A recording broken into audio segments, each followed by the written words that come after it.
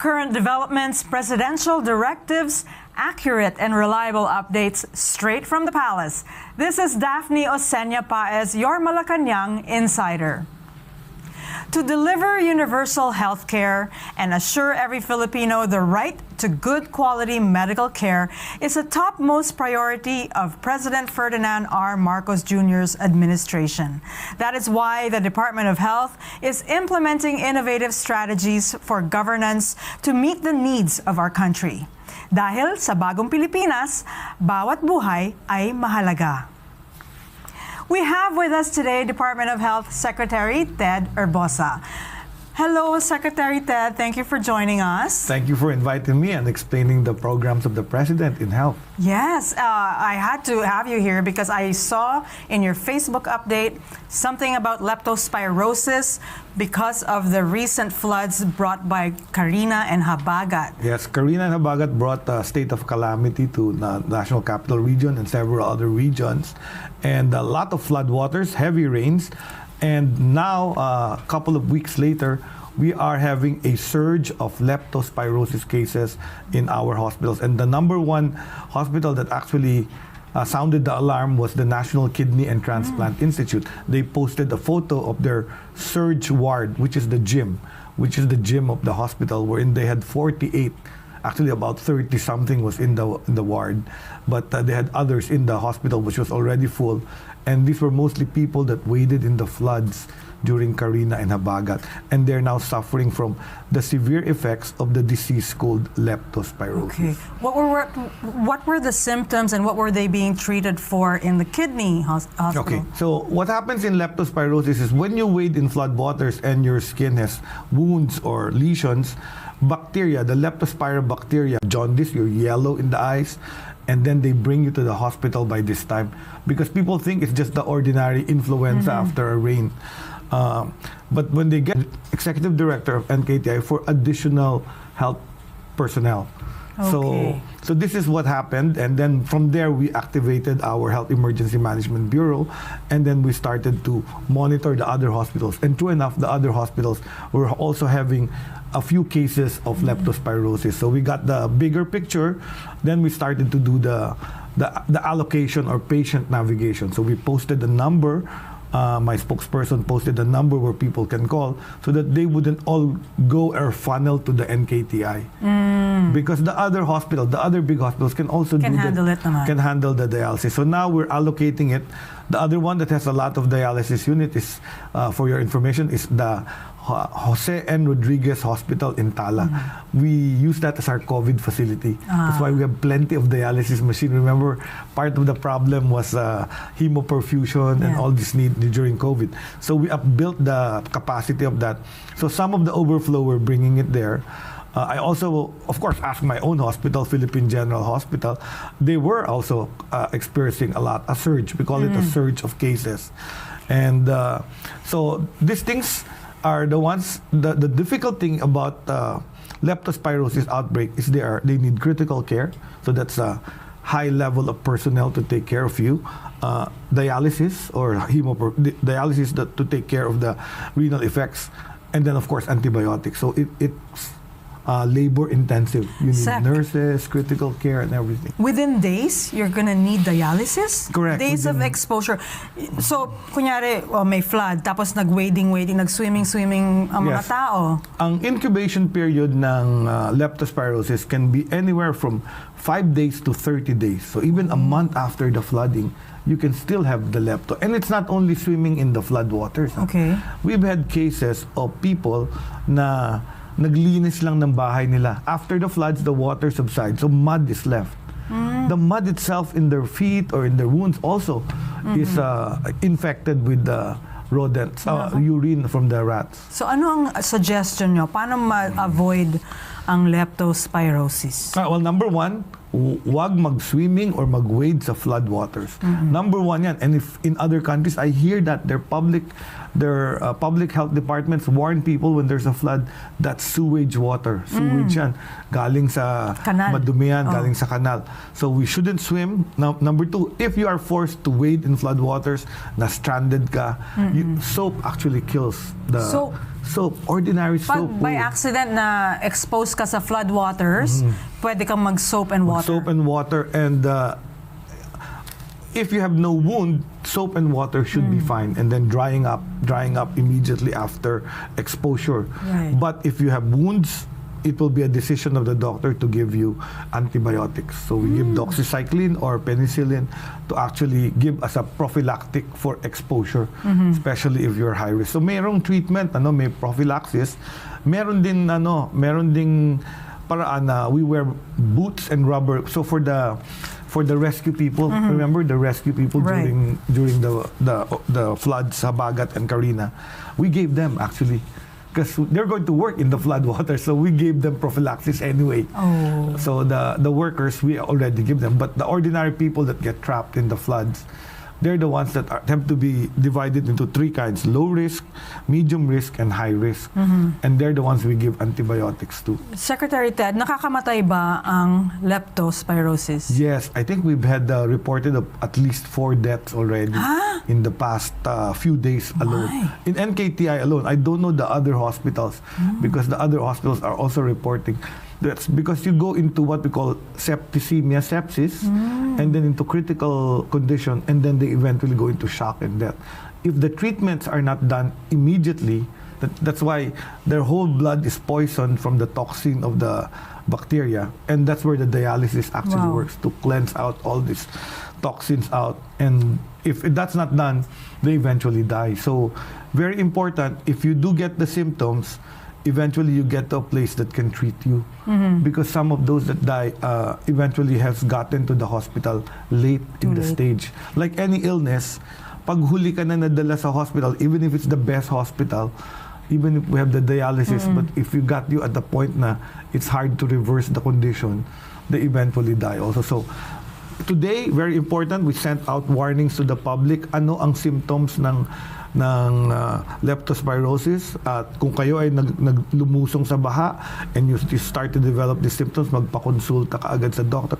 We even published our phone numbers on the website so that you can call, and there'll be someone in what we call patient navigation that can answer your queries if you need to go immediately, or you can wait, or you go and where to go nearer to your house. So we don't go all to NKTI.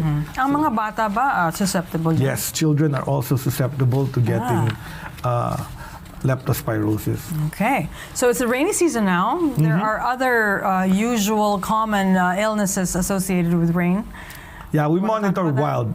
The mnemonics is wild. WILD. Okay. That's waterborne illnesses. That's diarrhea, and then anything you do when your hands are dirty or you get food and then contaminated water. So people get acute gastrointestinal illnesses.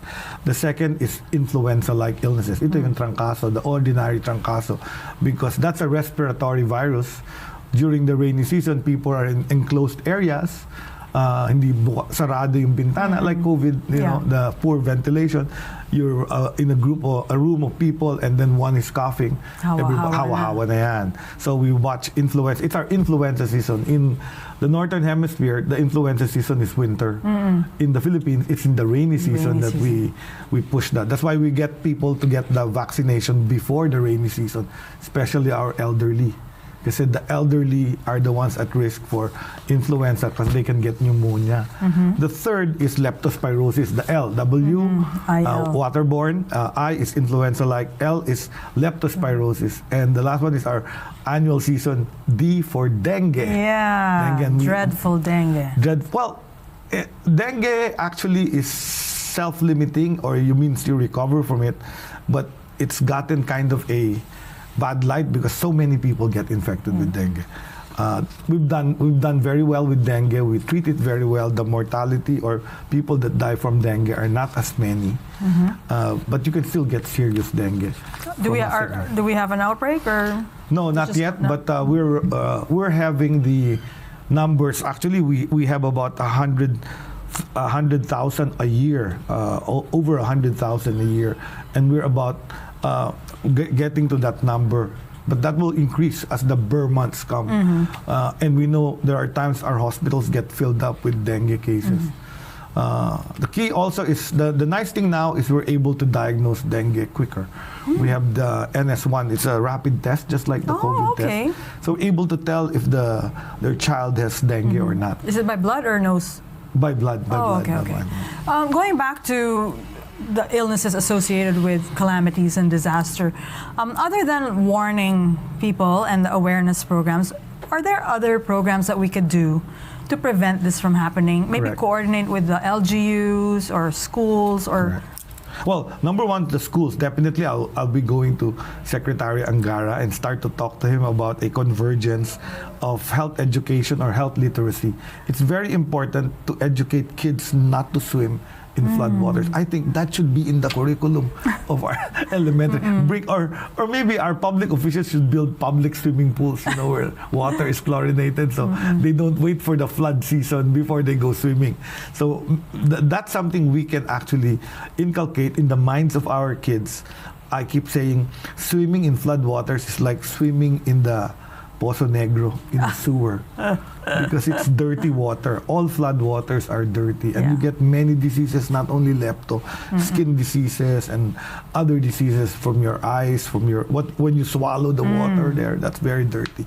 So very important education. We need to actually help our kids understand that swimming in floodwaters are dirty. Number two, maybe we need some enforcement. Maybe local officials should start enforcing making people stay at home during floods. I see them there on television. You see, in fact, this season I actually called Teleradio because they were showing live kids swimming with salbabida and all. They're making tumbling in the water in floodwaters. So I had to make an announcement that this is not safe. There, people can get leptospirosis. So I was the one who called media. So it's a proactive move. They were surprised. What did I want to announce? I just wanted to announce, you're showing people live on the floodwaters, and kids were swimming. I said, kids should know. So officials can do enforcement. Another one is really control of the rodent population. Like any illness, like dengue, our program is to decrease the vector. The vector is the mosquito. So you remove the breeding places, you cover water, where the places where mosquito can breed. That's the same with the rodents. How do you decrease rodents? Solid waste management. So it's really pushing for very good solid management, especially before the rainy season and the floods. You see piles of garbage in every corner in most of the communities. And then when the flood waters come, all this garbage disappears. They're in the floodwaters, and they all had rats that actually populate and eat them. So when solid waste management is poor, the rodent population numbers increase. When the rodent population numbers increase, leptospirosis cases will increase. So if we control the rodents, we should be able to control this as a public health endeavor. So maybe one of the things I'll plan to do is actually to go to the MMDA, Metro Manila Council, and really talk to them about this problem of lepto, because we cannot be doing the same thing and warning and not do something significant. Mataas talaga yung lepto. In fact, the rest of the world looks at us as a leptospirosis. Yes, Mumbai and Manila are the ones that have recorded world record numbers. Really? The highest is Mumbai after a flood, but you know what happens in Mumbai? The temples have rats. They don't kill the rats. But Manila, we can solve it because we can do rodent control. We should be able to control this. We're a city below sea level, so it's always flooded. But if we keep our solid waste management and rodent population low, I shouldn't be having this upsurge of leptospirosis cases a week after or 2 weeks after floods. My goodness. Well, you mentioned the international reputation, and you just came back from the ASEAN Health Ministers Forum. How was that? And this is my first health ministers meeting, and it's very nice that I meet all 10 of the health ministers of the different countries. We have many common things that we aspire for: universal health coverage, antimicrobial illness, antimicrobial resistance from bacteria, malnutrition, immunization. These are things we discuss there, and we share our good practices. So it's very nice to listen to what the other practices are. And it's also nice to learn that we have many things to offer to our ASEAN neighbors. Like what? In terms of health. I just discovered that the Minister of Health of Lao PDR, where it was held in Lao, learned his English in the Philippines. He learned it in Manila. Said, "You speak very good English. How do you know?" "Oh, I was in a program of the World Health Organization to teach English to Vietnamese, Cambodian, Lao, Korean." And they were 10 months here in the Philippines, taught by Ateneo University. Nice. Where else can you learn good English in Manila? Arneo. So he actually, I was wondering why he spoke very good English. So Okay. that's it. Then it came to my idea, why don't we have a bilateral? Then let's talk about how we can build your health system better by teaching more of your health workers English. Because if they learn English, the internet is the source of health information, and many courses online can be taken. So I think we have something to teach ASEAN by teaching the English as a language, especially Laos, Cambodia, Myanmar, all these countries. Wow. So a shared English Rather than literacy pirate our program. nurses. Right. That's my option, because we can train your nurses Yeah. rather than pirate our health nurses. That's good. We have a lot of teachers in Lao. That's what I discovered. Of the thousands that are there, 30% of the Filipinos there are teachers. Can you imagine that? So we have something to share to our ASEAN brothers, actually. Interesting. Okay, we still have a lot to talk about, SecTed. Oh, I'm going to take a quick break. Up next, a discussion on access to healthcare services for all. We'll be right back.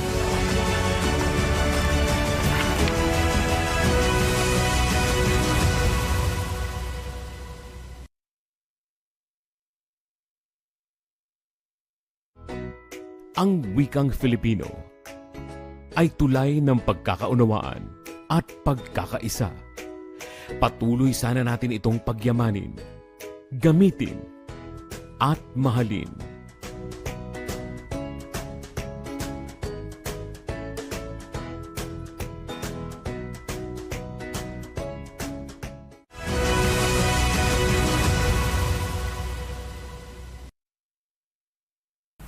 Welcome back. You're still watching Malacañang Insider with Secretary Ted Herbosa of the Department of Health. Secretary Ted, let's go back to the mandate of the Department of Health and the programs that you're doing. How is the DOH ensuring that our kababayans in the rural areas have access to healthcare services? This is in keeping with the Universal Healthcare Correct. Act. In 2019, we actually passed the Universal Healthcare Act. Well, prior to that, we passed several laws that actually brought us to this, and I'll name some. One is the devolution of healthcare, which is the local government code, which allowed local officials to also run health systems. The second was the PhilHealth law, the National Health Insurance Act, which created a single insurance for all Filipinos. Although for a long time we had problems covering it. The third act that actually helped develop this was actually the sin tax law, the excise tax on tobacco and alcohol, and this increased our budget. There's a fourth one, which is actually the Universal Healthcare Law, which was passed in 2019. But unfortunately, because of COVID in 2020, we never got to implement it. It's only now in 2023, when we lifted the health emergency, that I'm tasked to actually make sure Make that it the happen. Universal Healthcare Law is implemented. So we're struggling with implementing it after experiencing all the gaps. And remember, the law was created before COVID. So it didn't predict many of the things that COVID exposed about the weaknesses of the health system. So it's all about having a strong health system for the Filipino people. And the next one that strengthened it is the train law. The train law was passed already in the administration of the president, because I saw that both the sin tax law and the train law added tremendous amounts of budget to the health system, which is good. We can implement universal healthcare law. My problem now is absorptive capacity. How do I use all these funds to make sure that healthcare is delivered to the people? So the first strategy here really is going to the most remote areas, the geographically isolated and disadvantaged areas. What happened, Daphne, to our health system was it was fragmented at 2 points.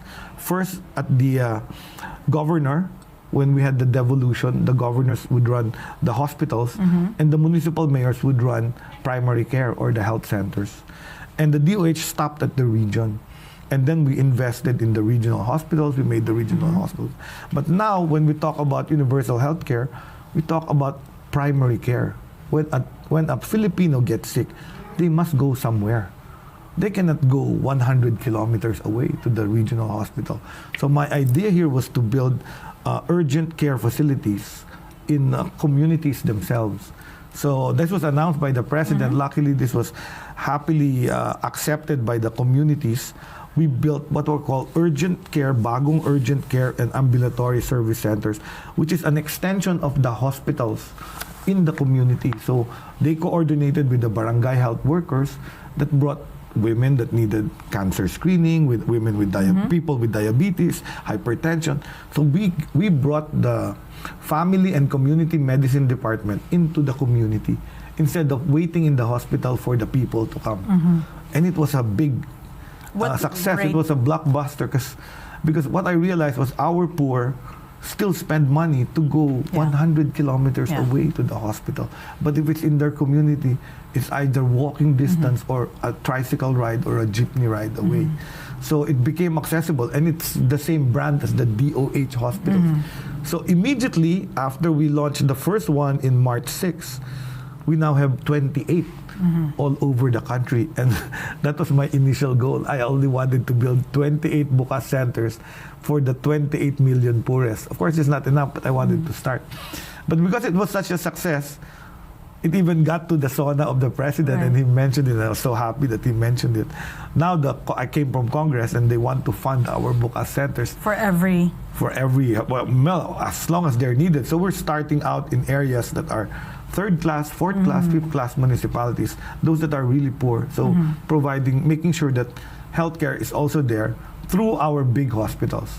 But we partner with the local, because in some areas, it's a partnership between the mayor or the governor to use a facility that has been built, but they cannot run it. I was going to ask that. So you don't have to actually build the bukas. It's already, you're using old buildings? Yes. For example, the one in Santo Tomas was donated to us because the Santo Tomas mayor said, we can't run this. We don't have the budget to run a hospital. Then we said, okay, we will run it. So we ran the bukas center like a hospital without the beds. So it has most of the services, but it runs from 6 a.m. to 10 p.m. So at least you can sleep from 11 p.m. to 6 a.m. This go to the morning. Right. So why it became a hit is that before, if you're a working person, by the time you end work and you want to bring your child to the hospital, the outpatient is closed. Outpatient service is closed. Right. But the bukas is open until 10 p.m. So you get home at 5 p.m., you see your child is sick, you bring them to the bukas center. Bagay sa pangalan niya, bukas. Bukas siya, oo. And then in the morning, 6 a.m. before you go to your 9 o'clock job, you can send your child or your mother there, and we're able to process them in an hour. Not like in a big hospital. It's so complicated, the patient gets lost, you don't know what's directing them where to go. You know, even me, as I enter the hospital, I get stressed already. But patients work in a bukas. I like the director of our JB Lingad. She said everyone is smiling in the bukas. So it's more accommodating. Why? Because the cases you see are not hospitalizable, no beds. So it's like outpatient treatment. Right.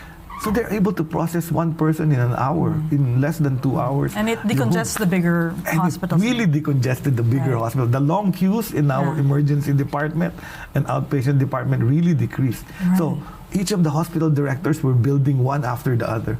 And then the congressman and the mayor started giving me land, and there's one that even built it in 2 months. He built one in Tubao, La Union. The congressman donated the land and then provided money. Of course, I provided the money to buy the equipment. But now it's running. That's great. So, what about our regional health facilities, health centers, specialty ones? So the next one that we patterned after the bukas was a project of the First Lady and the President, which is the mobile primary clinic, because we can't build in every faraway place, but we can go there using the mobile primary care clinic.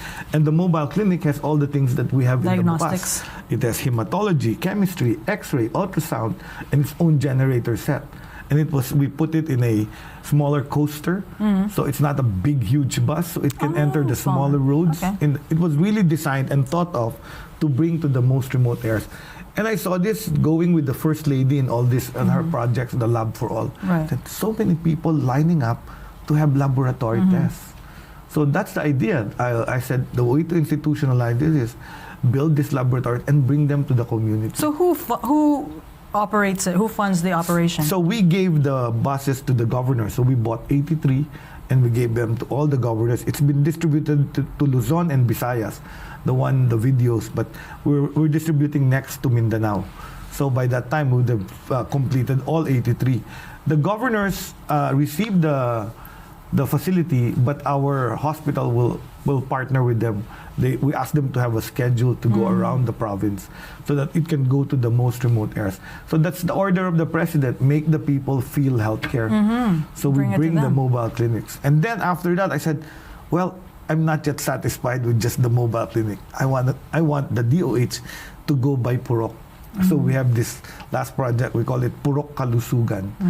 And we launched the first one in Region 3 in Central Luzon. So it's a whole continuum of care. Very integrated. Well, basically, like in Canada. So I'm copying countries that have developed from cradle to grave healthcare systems. That's basically what UHC is. The UK National Health Service, the Canadian health system, Taiwan, Korea, Japan, all of these countries have developed healthcare systems for their citizens. That means the government takes care of you from cradle to grave. So the services will be available. So that's what I'm trying to do in the few thousand days that I'm left as Secretary of Health. All the activities that you're doing, going house to house and generating a lot of data and information on patients that would normally not even go to hospitals, but you're going to their houses. What do you do with all that information? So this is the other platform we're trying to use. We're trying to use digital health technology to improve efficiency of the healthcare system. So with the Purok Kalusugan, where we go to each house, find out the problems in a family, we can report that. The health worker can be holding a smartphone or a tablet, and this can all be submitted to a central command center. So we're building a command center for public health where I will know where all the malnourished kids are, where all the zero-dose children are, where all the childhood pregnancies are, where all the people with TB are. So we can map them, so we can actually have focused, efficiently address the health problem. So I'm using digital technology to make sure we don't waste any centavo. So we are able to treat them, and then also I'm hoping that with the eGov platform, people have an easier way to access healthcare. That means if they were tested positive for TB, where do I get my TB drugs? If I were tested for HIV, how do I get antiretrovirals? So I'm using all these other projects of government to be able to fix access. So that's access. And the second is making sure their health is maintained. So if you remember a few weeks back, a month back, I was being interviewed in a radio station. I said I wanted to change the name of the department to Department of Health and Wellness because now the trend is not just taking care of illness, but making sure people live long, well lives. So the idea is nutrition, good nutrition, health promotion, disease prevention, immunization. And then sports, exercise, movement. Making people active with movement, and that leads to longevity. In fact, I was talking with the health minister of Singapore. Yeah, we may have the longest life expectancy, but that's not really true. They're actually in a hospital bed attached to a ventilator. That's not the longevity they want. Okay. You want good quality of life. You want longevity. People in their senior years, but they are productive, creative, they and dance, engaged with each other, with the community. So that's our goal. And I noticed some countries have changed their nomenclature to health, wellness, and longevity. Those are the components. Before it was health, welfare, and aging. But now, but I think this is really where we want to go. The best index of healthcare systems that work is that the life expectancy of your people is long. We're at 71. We're way off the first world countries with 85, 80 plus. So I'm hoping we will be able to live long. I'm hoping to live longer. I've already out-aged my father who died of lung cancer. I stopped smoking. So because I said, oh, my dad died of lung cancer, I should stop smoking. I was a smoker.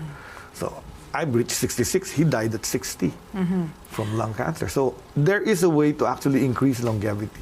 Secretary Ted, and obviously one of your main mandates here is to really deliver the universal health care. But when you talk to the president, what are his other directives and his main interest, like in terms of health? Okay. Because this is very close to his heart. I mean, Yes. So initially, when I came in, the focus was really the flagship programs. Of course, we will continue that. He was talking about legacy projects of bringing heart center, lung center, kidney center, the projects of his father to all over the Philippines. So we've continued that, and we did groundbreaking in Clark. We did groundbreaking for a cancer center beside lung center, and we're doing it in many places. In fact, in all the DOH hospitals, we built up heart centers and cancer centers and children's centers. The next step I explained to him was this primary care, these things I was doing. And when he was listening to my presentation in the cabinet, he immediately got it because he was a former governor. Right. He was a former governor of Ilocos, and he knew what I was talking about. So he completely agreed, and then he actually also included it in his SONA, the super health centers, making sure that people have access to healthcare. So I think we're mind-linked now in terms of what we want to do. The key is it's a big problem. We're an archipelago. There are some places where getting healthcare means crossing an island or riding a boat to the next island. And we need to fix that. I think some of the money should really go to just creating roads. For example, I remember there was a governor who talked to me. We were building him primary care facilities. He said, no, don't build me a primary care facility. I already built a hospital in the province, and the DPWH has built a road. So it now takes a tricycle 20 minutes to get to the hospital. So why will you build me a primary care facility? He was correct. Okay. So in essence, sometimes the infrastructure, the farm to market road is also the same road that the pregnant mother who has a complication uses to get to the hospital. Right. In other places, it would be a muddy road and no vehicle would go at night, and that's the time they're having complications. So the infrastructure, the access are actually parts of making sure. Telemedicine is another one that I think we're in MindLink. I talked to him about making sure that we have access to the doctors that are in the specialty hospitals, so that in the bukas, what we plan to do is also have clinics where you can just go on a camera and still talk to a specialist, because it will take time for these people in the community to schedule with the big hospital. But if I say once a week, can the specialist see the patients in the bukas? So an endocrinologist will see a diabetes patient that's hard to manage. A cardiologist can see a hypertensive patient that has some difficulty. So you have access to all of this. So it's really a systems approach. right. Basically a systems approach and access. Of course, not everything will be ideal as I describe it, but at least it will be better from where it was Right. prior And to. already you've done a lot in a year? Yes, a little over a year. A little over a year. little over a So year. yeah, there's still a lot to talk about, a lot to look forward to, and I hope that you can come back in this Malacañang Insider. And we Sure. can keep talking. Sure, anytime. I think health is really, it's the third highest budget in the Yes. executive. I'm expected to do a lot. So I want to tell the people what we're doing with the Right. money that Congress and Senate is giving us, and what the President's idea really of making sure that every Filipino feels healthcare. Sabi nga nila, bawat buhay mahalaga. That's right. Well, thank you so much, Secretary Ted Herbosa. Accessible and quality health services for all Filipinos. As the nation's leader in health, hangarin ng Department of Health ang maipaabot sa bawat Pilipino ang mas pinalawak na serbisyong medikal sa buong bansa. We bring you the in-depth views of the latest issues and breaking news as it happens. Stay tuned for regular updates at the Palace. I'm Daphne Oseña Paez. Have a good day.